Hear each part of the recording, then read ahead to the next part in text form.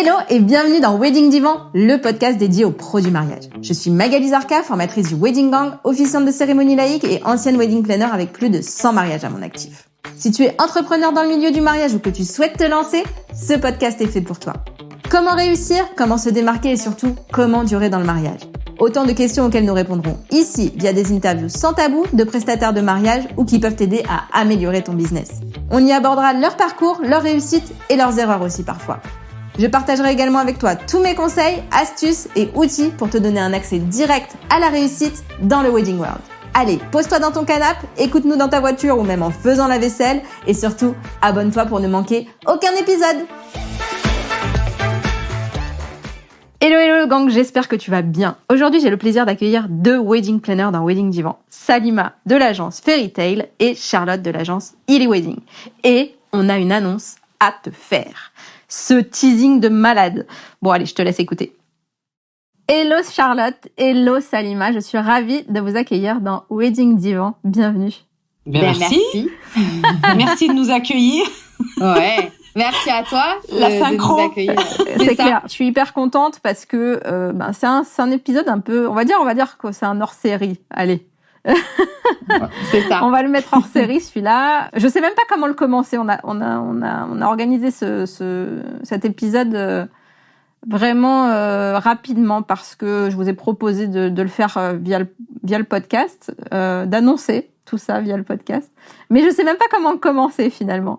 En fait, déjà, je vais vous faire vous présenter puis après on parlera du reste. On tease un peu quand même. Ok. D'accord. Alors, qui êtes-vous chacune? Quel est votre parcours?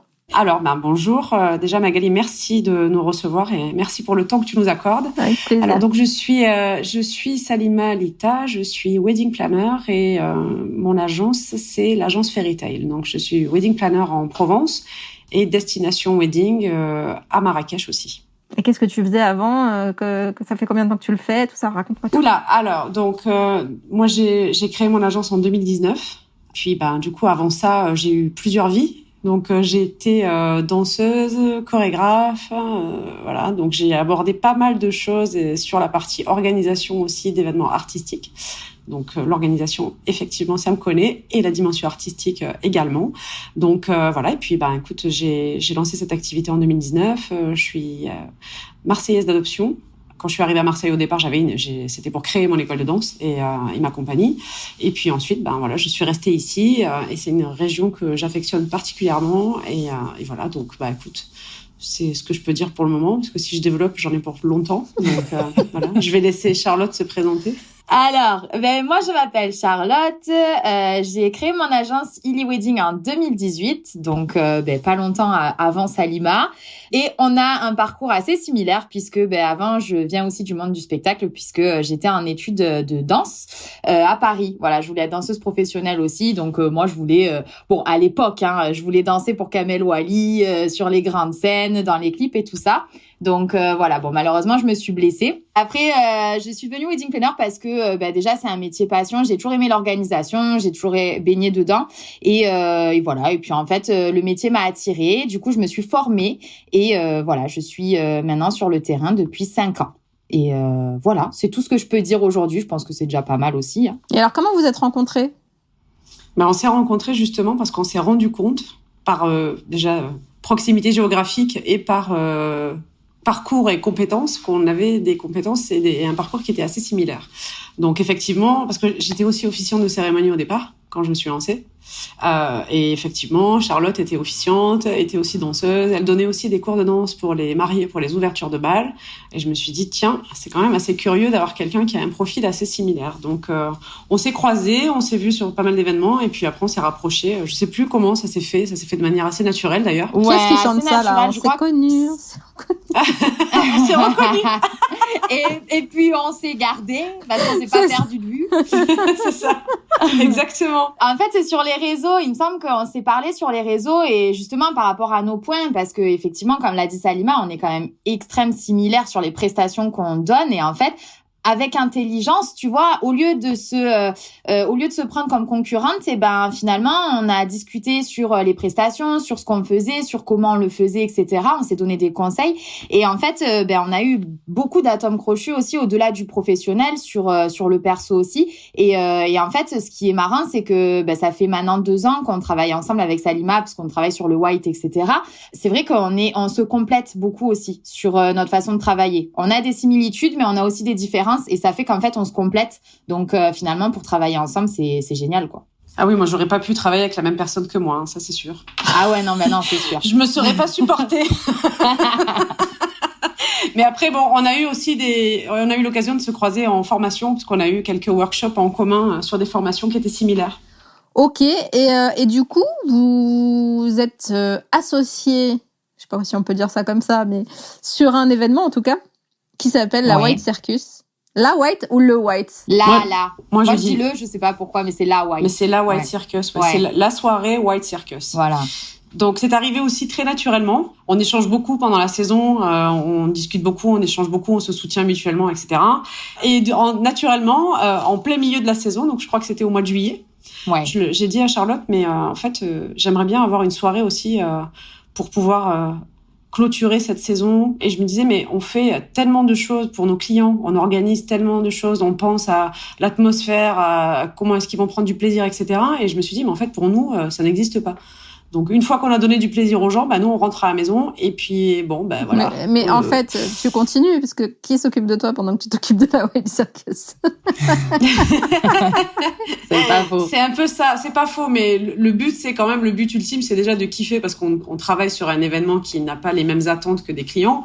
Et en même temps, la finalité, c'est aussi profiter de cette soirée. S'il y a d'autres wedding planners qui vont organiser des White Circus, enfin pas des White Circus, mais d'autres événements pour Salima ailleurs, ça serait bien. Oui, allez-y. J'ai un cahier des charges très très chargé, très précis. Donc voilà, très précis. Donc oui, mais voilà, l'idée c'est ça. Et j'avais pas forcément envie que ce soit quelque chose qui corresponde à un after work basique où on se voit autour d'un café ou d'un verre de vin entre 18 et 21h. Donc voilà, et puis après, comme on aime bien voir les choses en grand, les choses ont pris une dimension assez importante tout de suite. Ouais, on s'y attendait vraiment pas. Pour une première, disons qu'on était dedans, donc forcément on a assumé. Après, l'idée c'était d'être à la hauteur de ce qu'on imaginait, et voilà quoi. Et du coup, c'est quoi exactement? Comment ça marche? C'est quoi les objectifs pour les participants et vos objectifs à vous? Alors, nous, les objectifs, c'est simple, c'est que pour que tout le monde profite, en fait, pour que tout le monde s'amuse. Comme l'a dit Salima tout à l'heure, c'est vrai que c'est très rare, on n'a pas de soirée dédiée aux prestataires. Donc, du coup, nous, notre objectif premier, c'est vraiment que les prestataires du mariage s'amusent, s'éclatent et passent un petit moment hors du temps aussi. Après... pareil pour les objectifs, pour ceux qui doivent venir, etc. Le but c'est aussi de rencontrer des gens, c'est sûr, en faisant la fête, un peu plus poussé aussi, de venir avec des personnes, d'être accompagné pour faire des rencontres en fait. Donc voilà, c'est surtout le truc premier, c'est vraiment d'avoir un état d'esprit festif pour cette soirée. Voilà. Et je précise des rencontres professionnelles. Voilà, on n'est pas sur un speed dating, on est d'accord.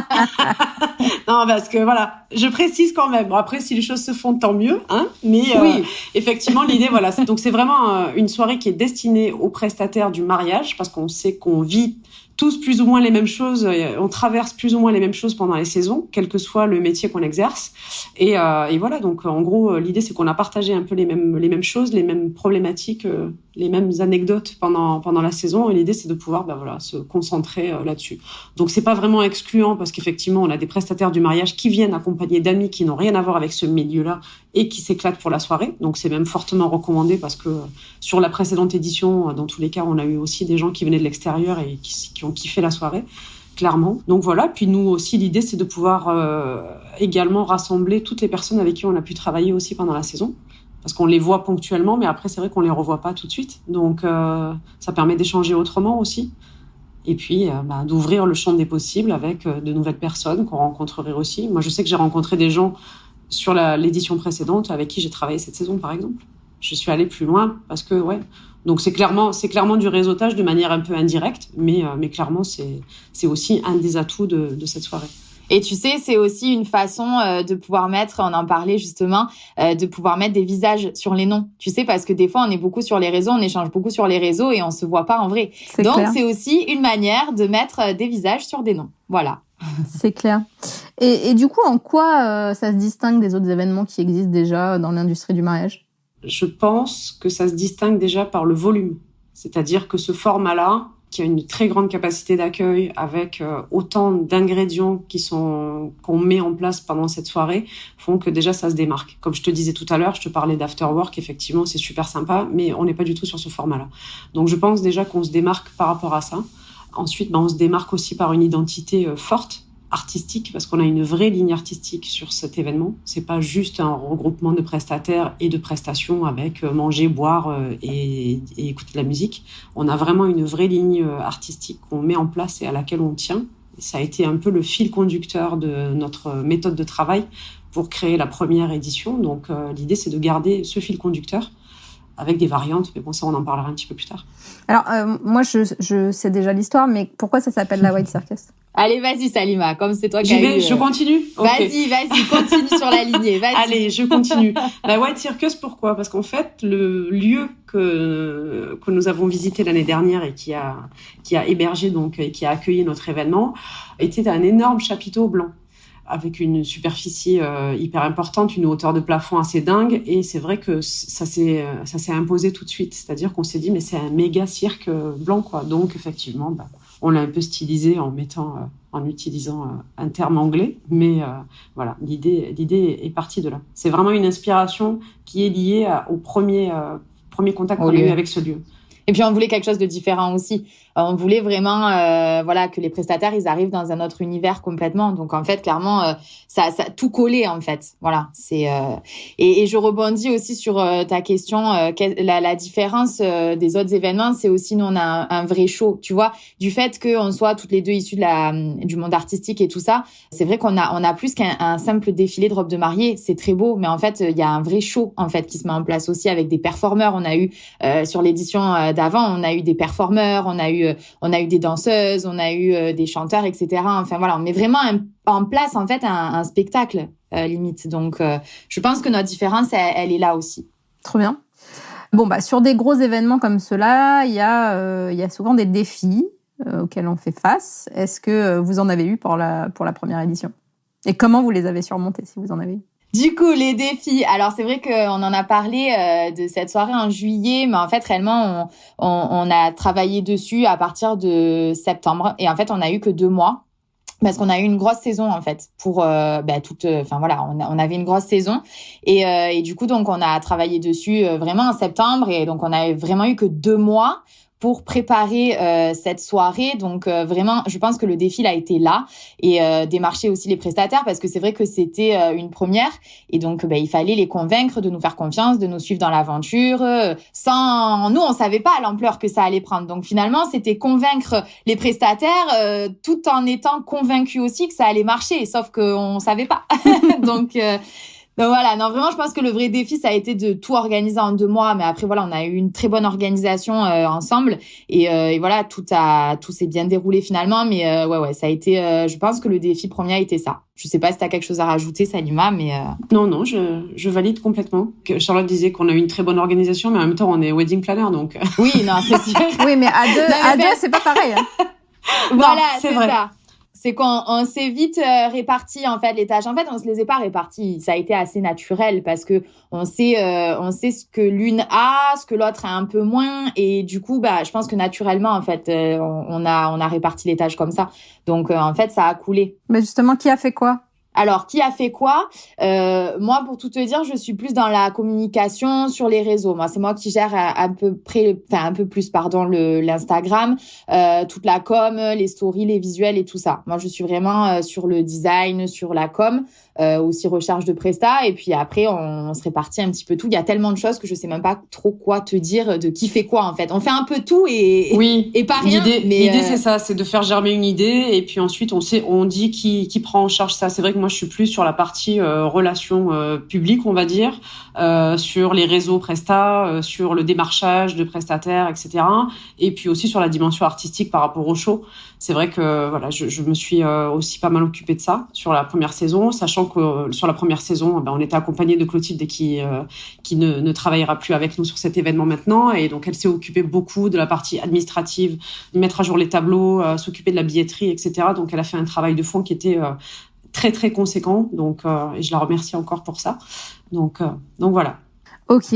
Est-ce qu'il y a une anecdote mémorable à nous raconter? Il y en a toujours. Est-ce qu'il y a des gossips? Là, les gossips, oui. Mais alors là, ça va rester en interne. Ouais, là, ça, les gossips, non, on révèle pas tout. Mais par contre, sur une anecdote, vas-y, Salima, je te laisse répondre à ça. Alors, l'anecdote a été que, donc la soirée débutait à 18h30 et à 18h, les plombs ont sauté. Donc voilà. Mais littéralement. J'ai rien d'autre à ajouter, je crois. Donc voilà. Effectivement, donc on avait des gens évidemment qui commençaient à arriver, tout le monde était en place et en fait, mais vraiment les plombs ont sauté, mais littéralement, c'est-à-dire que c'est même pas un compteur à devoir remettre en route.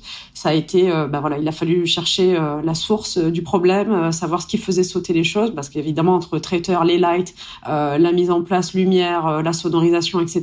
Ça a été assez ouf. Et bon, on nous a vachement aidés. Hein. On a eu des prestataires avec nous qui se sont vraiment levés l'âme pour essayer de trouver la solution au problème. Et voilà, donc à 18h35, c'était bon. On était OK pour accueillir tout le monde. On était en place et c'était parfait. Mais sinon, 18h30, à 18h, on était dans le noir total. Oh my God, sans musique, ouais. sans son, avec un traiteur qui était en train de faire ses mises en place et de préparer ses petits fours pour le cocktail et du coup qui a été obligé de s'arrêter de travailler. Donc mais bon, avec le recul, je me dis que c'est une situation qui est hyper stressante parce que effectivement, tu sais quand ça commence, tu sais pas quand ça finit. Hein. On en a eu des anecdotes sur des mariages avec des coupures de courant. Ouais. Charlotte pourra t'en parler. Ah ouais, non, c'est bon, j'en parle pas d'ailleurs. C'est bon. Donc, les coupures de courant, ça nous connaît. Ouais, c'est ça. D'ailleurs, je me suis demandé si c'était pas moi qui portais la poisse parce que je l'ai traîné cette coupure d'électricité. Purée. Ouais, elle est actionnaire chez Enedis en fait. Elle veut pas nous le dire. C'est ça. Ceci n'est pas un épisode sponsorisé. Donc il y a eu ça, mais là c'est vrai qu'en plus avec la date de l'événement, il y a eu des trombes d'eau qui étaient tombées aussi ce jour-là, quoi. Donc il y a eu beaucoup d'inondations sur les routes, pareil, pour venir sur le lieu. Donc on a eu peur aussi que pas mal de prestataires ne prennent pas la route parce que c'était un peu chaud quand même pour arriver sur le lieu. Mais voilà. Mais donc je pense que la panne de courant a eu lieu à cause de ça, mais malgré tout. Donc ça a été solutionné, mais c'est l'anecdote. Voilà, quand t'es ready, prête à accueillir tout le monde, que tout roule, d'un coup, bam. On n'était pas ready parce que justement, t'étais en train de te faire coiffer et justement, elle pouvait plus te coiffer, t'étais à moitié coiffée et on s'est dit mais mince. Et en plus, tu vois, c'est un nouveau style, tout va bien, quoi. C'est vrai, tu vois, j'avais occulté ce truc-là. Mais ouais, voilà. Ah non, mais on était en train de se faire belle, tu vois, et puis là, plus de lisseur, plus de boucleur, plus rien du tout. Ah non, on peut pas. Là, c'est pas possible. Hein. Là, quand même. Ah, je te jure, mais ça va. Le principal, c'est qu'on n'ait pas pété les plombs nous. Tu vois, vraiment, on a encore une fois, on a géré la situation avec calme et voilà. Donc tout s'est rétabli. Mais bon, non, franchement, ça nous a fait flipper. Hein. Et comment vous choisissez vos partenaires du coup, ceux qui travaillent avec vous sur l'événement? Nos partenaires, déjà, on demande généralement à ceux avec qui on travaille.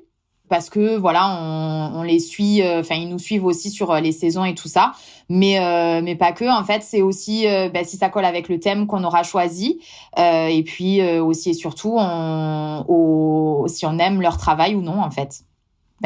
Après, c'est vrai qu'on n'a pas vraiment parlé de ça, Salima. Non, mais c'est un peu ça, c'est-à-dire qu'effectivement, l'idée c'est de rendre un peu l'appareil parce que malgré tout, c'est un événement qui met en lumière les prestataires. Clairement.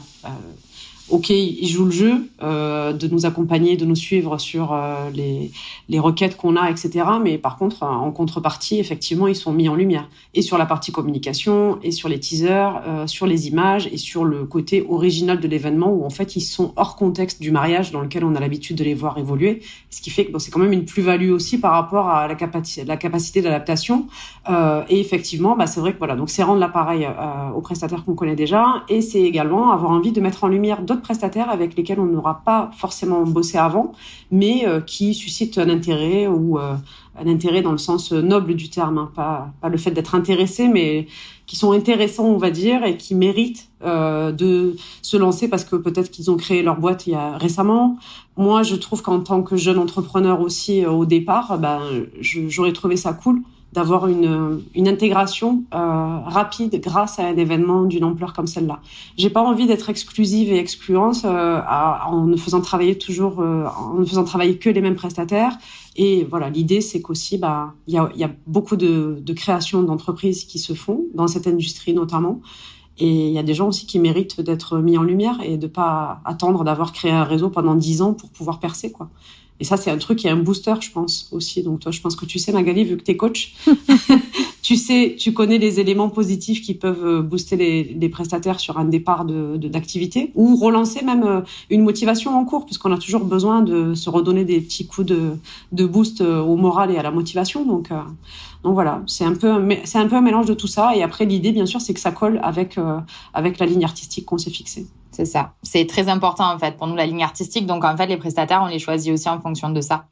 Donc, voilà. Après, là, c'est comme cette année, l'année dernière, on a fait appel à des prestataires. Il y aura certainement les mêmes personnes sur l'édition qui va arriver et des nouvelles, en fait. Voilà, on donne vraiment la chance à tout le monde tout en suivant la ligne de la direction artistique. Top. Bon, on va rentrer dans le vif du sujet un petit peu. On va mettre les pieds dans le plat. Vous m'avez fait l'honneur de me demander d'être marraine de la Wild Circus. Donc, je vous remercie beaucoup. Tout à fait. Ça m'a beaucoup touchée. Et du coup, on a décidé d'annoncer la date de l'événement sur cet épisode. Tout à fait. C'est ça. Oui. Alors, il faut déjà, l'indice d'avant, c'est déjà de dire qu'effectivement, la soirée qui s'appelait Wild Circus Closing Party se transforme cette année. Ah. Voilà. Mais ça, vous m'aviez caché. C'est pas un closing. Mais oui, vu la période à laquelle on va organiser la soirée, l'année dernière, c'était en novembre pour clôturer la soirée. Donc, mais là, c'est quoi? C'est launching? C'est opening. Opening.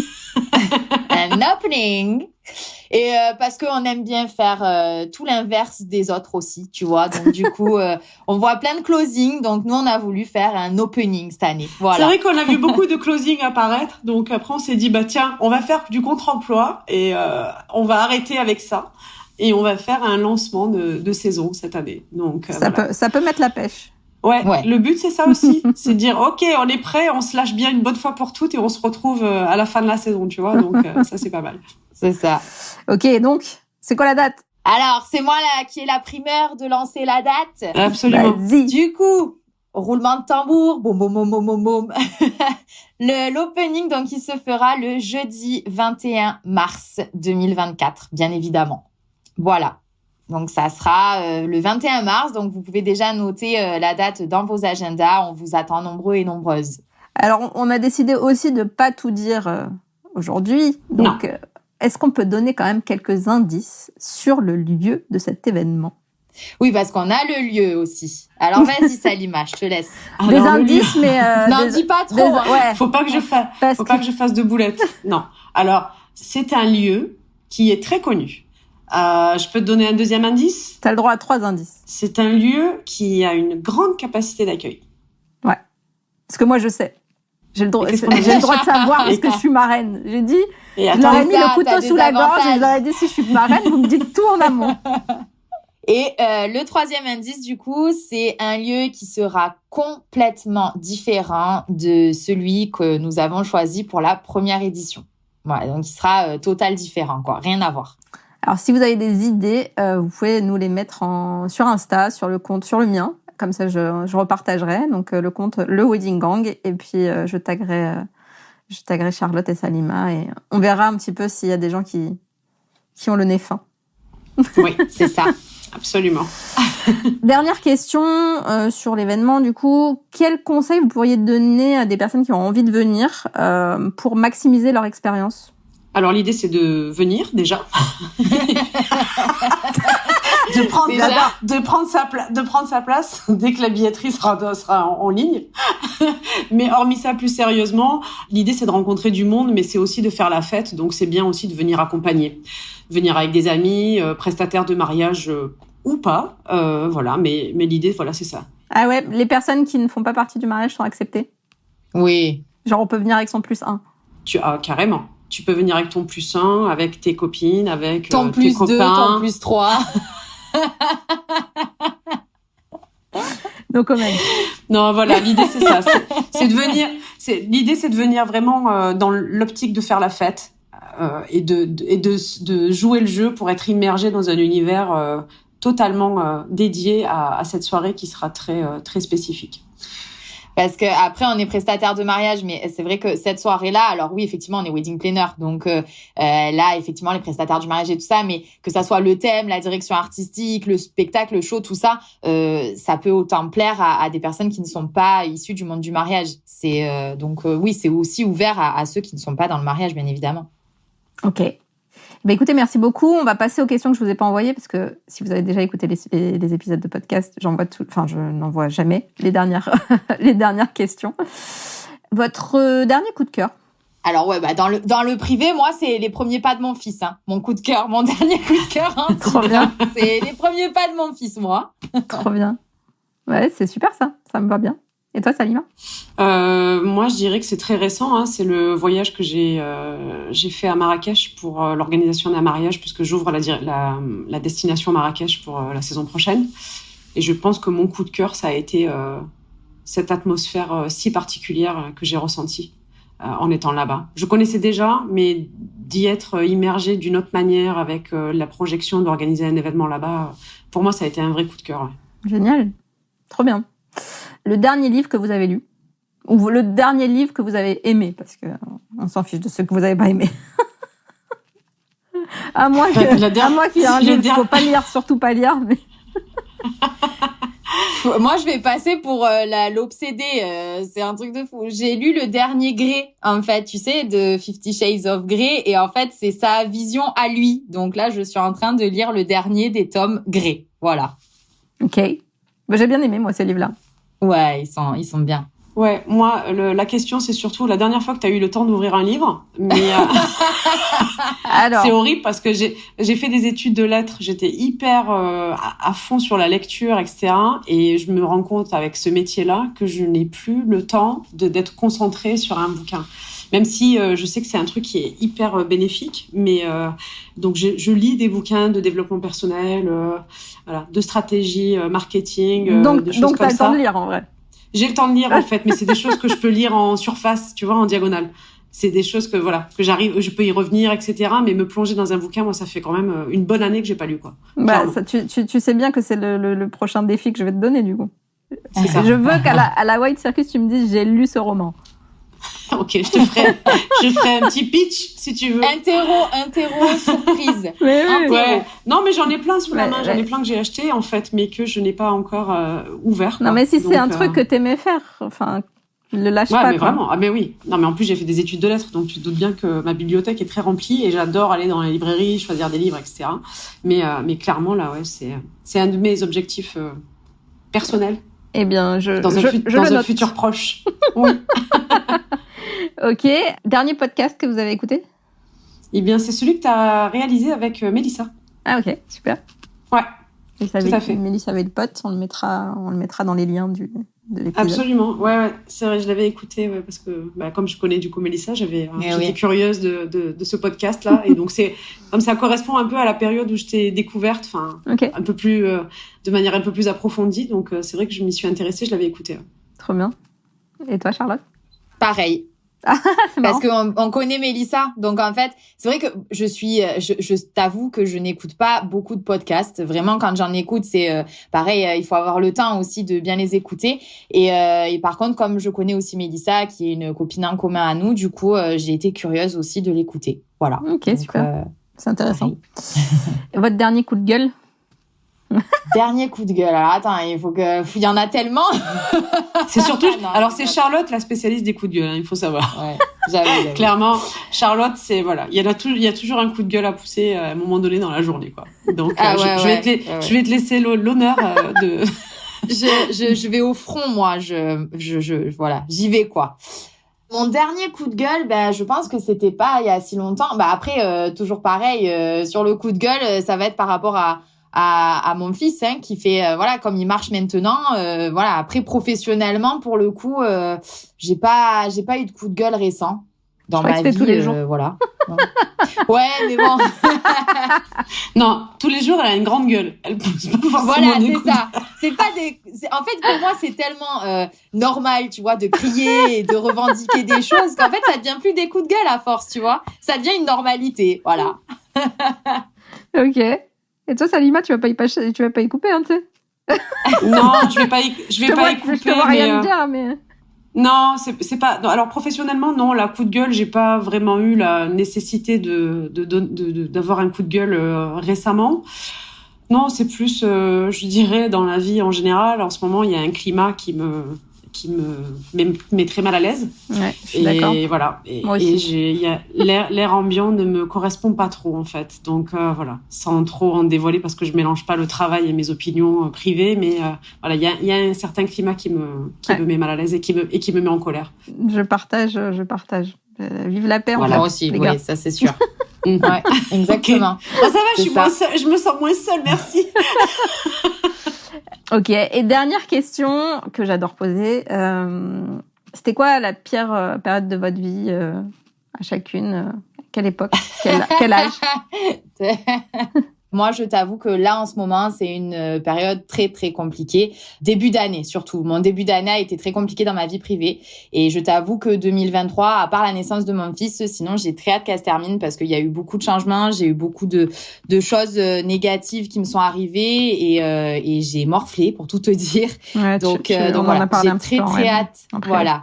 Du coup, j'ai très, très hâte. Un peu, voilà, je dévoilerai pas parce que ça fait partie de ma vie privée et voilà, mais clairement, j'ai très hâte que cette année se termine. Voilà. Après, heureusement que j'ai mon Bouchou, parce que voilà, lui, c'est le soleil de ma vie et du coup, heureusement que je l'ai. Mais voilà, j'ai très hâte que cette saison et cette année se termine en fait, pour arrêter ce climat anxiogène aussi là que j'ai eu, parce que bon, je les ai quand même enchaînés pas mal cette année. Voilà.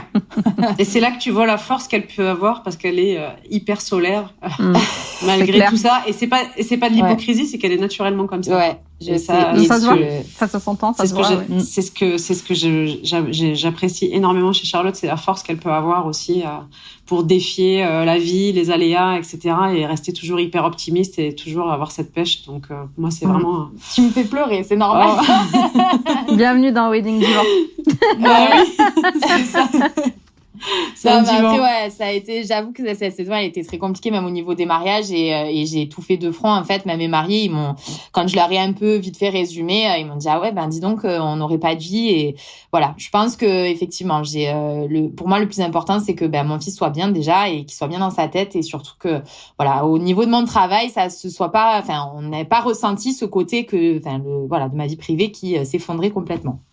Donc voilà, et d'ailleurs pendant cette période-là, j'ai été très entourée et Clotilde et Salima ont été aussi très présentes pour moi. Et du coup, c'est là aussi qu'on se rend compte que les vraies amitiés, ça peut venir de partout et surtout au niveau côté professionnel. Moi, c'est vrai que pour moi, Salima, c'est bien plus qu'une consoeur wedding planner, c'est aussi une amie et Clotilde aussi. Et enfin voilà, et honnêtement, je remercie le ciel de les avoir mis sur ma route parce que vraiment, elles ont été très très présentes. Et ça fait du bien parce que du coup, je me sentais beaucoup moins seule aussi. Voilà. C'est moi qui vais pleurer là. Voilà, c'était la petite partie émotion. Okay. Moi, je dis rien, donc comme ça, au moins, voilà, je peux faire semblant de pas pleurer, c'est bon.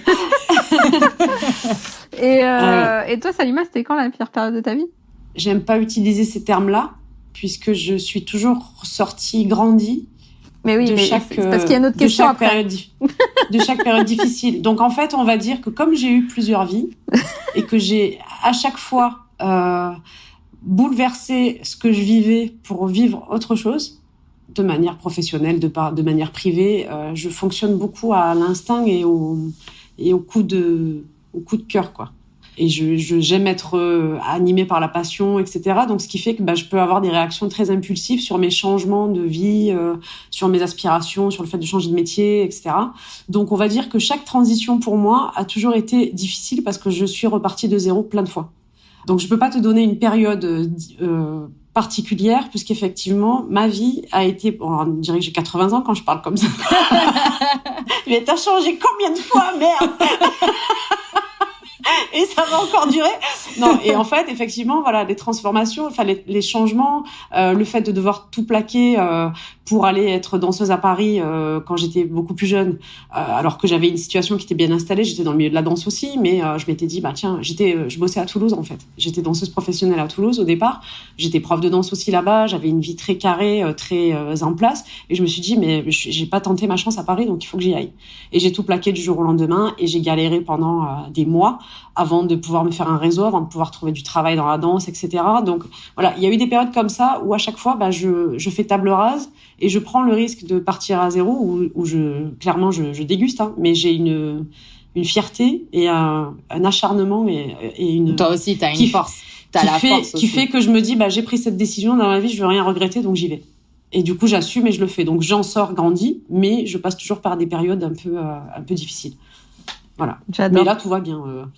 Voilà. Mais non, mais c'est vrai. Là, je suis pas dans une période où ça va pas. Là, franchement. Elle est pas en down. Là, ça va. Là, je suis très bien. Mais voilà. Mais c'est des périodes comme ça, ponctuellement, où, la vie t'oblige à devoir assumer tes choix ou à assumer des choix que tu n'as pas forcément fait toi-même. Mais voilà. Oui, non, alors, la question que je pose toujours après cette question-là, c'est, qu'est-ce que tu dirais à la Salima ou la Charlotte qui était au fond du trou. Donc toi, Charlotte, celle qui était en début d'année 2023, par exemple. J'en suis à peine sortie là. Je t'avoue que mon front est sorti du trou, mais j'y suis encore un peu. Je lui dirais de surtout pas lâcher. Après, bon, voilà, comme a dit Salima, je pense qu'il y a de la force aussi mentale qui fait que aujourd'hui, il y a pire dans la vie. Je pense que je suis pas la seule à vivre cette situation-là non plus. Voilà, c'est de jamais, et de toute façon, c'est même pas la Charlotte qui est au fond du trou depuis le début de l'année. Ça, c'est ce que je me dis au quotidien. C'est en fait ne jamais lâcher, foncer et voilà, y aller de l'avant, en fait, clairement, parce que c'est pas grave, on peut pas forcer les gens à rester, on peut pas avoir un travail idéal sans rien, sans péripéties et tout ça qui se passe merveilleusement bien tout le temps. On peut pas, en fait, c'est les événements de la vie qui sont comme ça et il faut accepter ce que c'est et voilà, et puis aller de l'avant. Le passé, c'est le passé. Maintenant, j'ai 30 ans, je suis pas voilà, je sais qu'il y a plein de belles choses qui m'attendent aussi et voilà, il faut que je sois focus sur ça, sur l'avenir et non sur le passé. Voilà. C'est ça que je hyper dirais. émouvant. J'adore. Merci. Salima, est-ce que tu veux quand même dire quelque chose, même si tu as déjà bien exprimé Oui, j'ai bien exprimé ça, ouais. Non, après le conseil que je donnerais à Salima, c'est effectivement, c'est de rien lâcher non plus, quoi. Et c'est de rien lâcher et de s'aimer un peu plus et de se faire confiance aussi. C'est ça. Ça, c'est ce qui fait donc aussi ça, c'est qu'on un travail avance. de longue haleine, s'aimer plus. Oh, c'est le travail d'une vie, ça. D'une vie, ouais. On n'en sort jamais vraiment, mais c'est vrai que voilà, la confiance en soi, le syndrome de l'imposteur, le fait de pas accepter, d'avoir un bon jugement sur soi-même, d'être objectif, mais de pas forcément toujours se dénigrer pour se dire que t'aurais toujours pu mieux faire, etc. Voilà, je pense que se faire confiance, ça va avec ça, mais après en vieillissant, tu prends quand même un peu plus confiance en toi et tu te connais un peu mieux, donc on va dire que c'est voilà, la vie s'occupe de régler ça aussi au fur et à mesure, quoi. Ouais, et puis les événements aussi qui t'arrivent. Moi, c'est vrai que ça, finalement, le fait d'être maman, en fait, ça m'a donné rien que ça. Alors qu'avant, j'étais allergique aux enfants. Je voyais un enfant, j'éternuais, clairement. Non, mais qu'on se le dise. C'est vrai qu'elle aime pas les gosses, Charlotte. Non, mais voilà. Et en fait, c'est depuis ouf, que j'ai mon fils, vraiment, je suis en phase complètement avec mon rôle de maman. Et donc avec lui, en fait, j'ai une autre vision aussi. Tu vois, je veux dire, j'ai beaucoup mûri sur certains points, justement sur les enfants aussi. Enfin, tu vois, sur plein de choses. Et je trouve que c'est les événements de la vie aussi. Ce qui t'arrive, en fait, en mal, ça te permet toujours, en fait, de rebondir en mieux, finalement. Parce que, ce que t'as vécu, ça t'aide à te dire, voilà, aujourd'hui, je l'ai vécu, mais, comme je te disais, en fait, faut aller de l'avant. Je trouve que les événements, ils sont là pour ça aussi, de toute façon. Enfin, je pense. C'est ce que je pense, en tout cas. Je suis d'accord. Merci beaucoup les filles. Et merci. Merci Magali. Merci encore de m'avoir fait marraine de la White Circus. Merci. Avec plaisir. J'ai hâte de partager ça avec le monde entier. Oui. Ça va être génial. Vu le réseau que tu as en plus. Non, mais on est super fiers et vraiment contente que tu aies accepté. Parce que voilà, pour clôturer, vraiment, c'est ça. C'est qu'on te trouve hyper en phase et hyper connecté avec la réalité de notre métier. Et bon, tu sais de quoi tu parles et tu as une manière très bienveillante et très moderne d'aborder tout ça. Donc, pour nous, c'était hyper important. Vraiment. C'est ça. Merci à toi, Magali. Merci d'avoir accepté, en tout cas. Non, j'ai pas réfléchi longtemps. Hein. Oui. Je sais. J'ai dit, non, mais c'est vrai, c'est un bel événement. Bon, voilà, il faut que je m'organise avec mon fils, moi aussi, tu vois. Mais voilà, j'ai envie de voir ça avec mes yeux. Donc, tu seras là avec nous le 21 mars. Je serai là avec vous, évidemment. Ah, bon, c'est tant mieux. Super.